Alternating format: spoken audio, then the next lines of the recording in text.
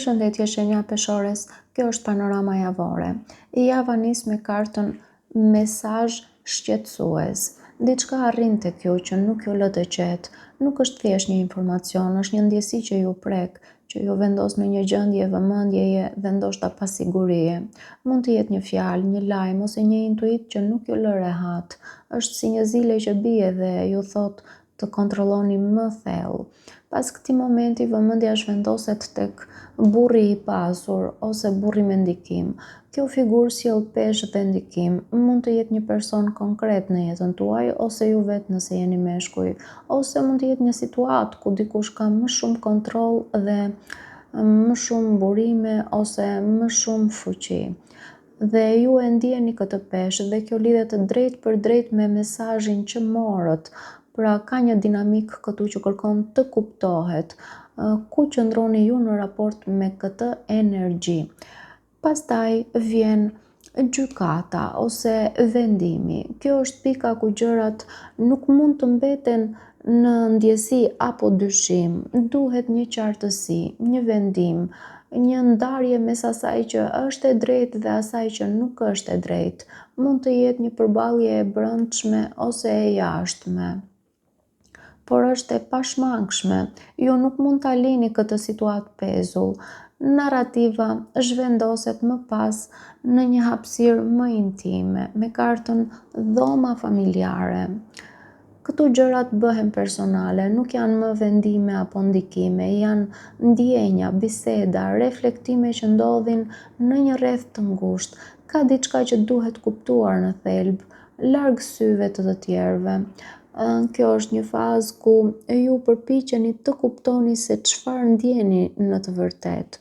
Por kjo nuk mbetet vetëm në privatësi, sepse shfaqet karta e komunitetit dhe situata zgjerohet, ka të tjerë të përfshirë, drejt për drejt ose tërthorazi. Mund të ketë ndikime, opinione ose thjesht një ndjesi që kjo nuk është vetëm e juaja personalisht. Pra kjo kartë ju kujton që ajo që po ndodh ka jehon më të gjerë se sa ju mendoni. Më pas, fokusi kalon tek shtëpia. Dhe kjo është baza, stabiliteti, ajo që ju e konsideroni të sigurt. Por në këtë kontekst, kjo kartë ngre një pyetje të rëndësishme. A është kjo shtëpi vërtet një vend sigurie, apo një vend ku ju ndiheni të detyruar të qëndroni? Sepse historia përfundon me kartën burgosja ose kufizimi. Kjo është ndjenja që diçka ju mban brenda ose që nuk jeni plotësisht të lirë të veproni ose të shprehni veten. Mund të jetë një situatë, një marrëdhënie ose një gjendje mendore.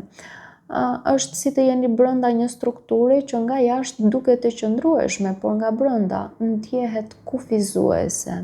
Dhe mbi gjithë këtë qëndron energjia e ëmbëlsisë. Kjo duket kontradiktore, por nuk është, sepse kjo ëmbëlsi nuk është në sipërfaqe, është në kuptimin që vjen pasi e përballni të vërtetën. Pra, ju jeni duke u përballur me një situatë që fillimisht ju shqetëson, por që në thelb po ju çon drejt një kuptimi më të butë dhe më të sinqert. Ju duhet të mos e injoroni atë që ndjeni. Ai mesazh, ai shqetësim nuk është rastësi.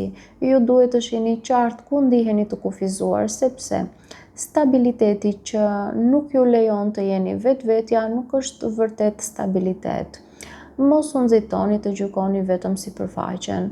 Hyni në thelb, në atë dhomë të brendshme ku e vërteta juaj jeton. Dhe kur ta kuptoni plotësisht situatën, do të shihni qartë që aty ka një butësi, një lloj çlirimi të qetë që vjen kur nuk gënjeni më veten tuaj.